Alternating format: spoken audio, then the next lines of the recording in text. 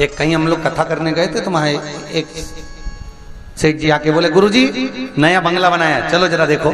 हमने कहा चलो, फिर ही थे, चल दिए। गए, ये मेरे बेटे का रूम, यहाँ मेरे पोते का रूम, यहाँ मेरे बड़े भाई का रूम, ये मेरा रूम। अब उसने अपना रूम तो दिखाया, अब ले गए, कहने गुरुजी ये बाथरूम है, देखो नई डिजाइन की। हमने, अच्छा गुरुजी को बाथरूम दिखाने की क्या जरूरत है?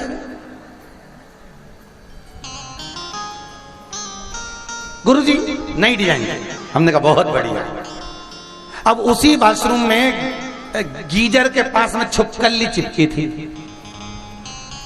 वो छिपकली हमने देख ली और छिपकली को देख के हम मुस्कुराए। तो सेठ जी ने पूछा, गुरुजी तुम छिपकली क्यों देख रहे? हमने कहा ऐसे। तो उसने पूछा, गुरुजी ये छिपकली की कथा कहीं लिखी है क्या? हमने कहा गरुड़ पुराण के 3रे अंश में लिखी है। गुरुजी क्या लिखा है? हमने कहा ये लिखा है कि जो व्यक्ति अपना घर छोड़कर कभी जिंदगी में कथा सुनने नहीं पहुंचता है, वो उसी घर में छिपकली बन के चिपक जाता है, उसी घर के अंदर। अब तुम्हें सबसे ज्यादा खुश होना चाहिए क्योंकि तुम्हारी छिपकली की योनि छूट गई। दिक्कत तो उसकी है, क्या होगा तेरा कालिया जो नहीं आया।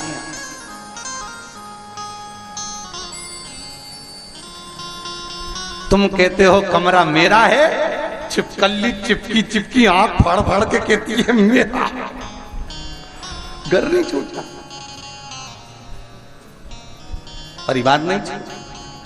84 लाख योनियों में से एक योनि है छिपकली की योनि, जो घर दरवाजा छोड़कर 2 कदम भी चलकर भगवान के मंदिर देवालय कथा तक पहुंचता है। 84 लाख योनि में से छिपकली की योनि उसकी छूट जाती है, छूट गई। और जो पहुंचा ही नहीं है तो फिर वो तुम्हारे घर में भी कहीं की छिपकली चिपकी हो तो पहचान जाना तुम्हारी रिश्तेदार है।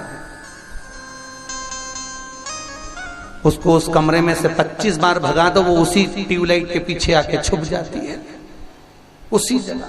पहचान जाना कोई रिश्तेदार है, बेचारे से घर नहीं छूटा, चिपक गया। आज घर जाओ और पड़ोसन मिले तो उसे कह देना छिपकली की कथा सुनी है।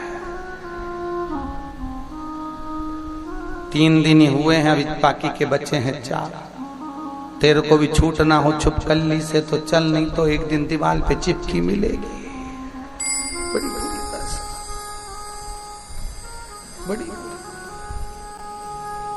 और फिर निवेदन है, मान मेरा कहना नहीं तो पछताएगा, और माटी का खिलौना माटी में मिल जाएगा।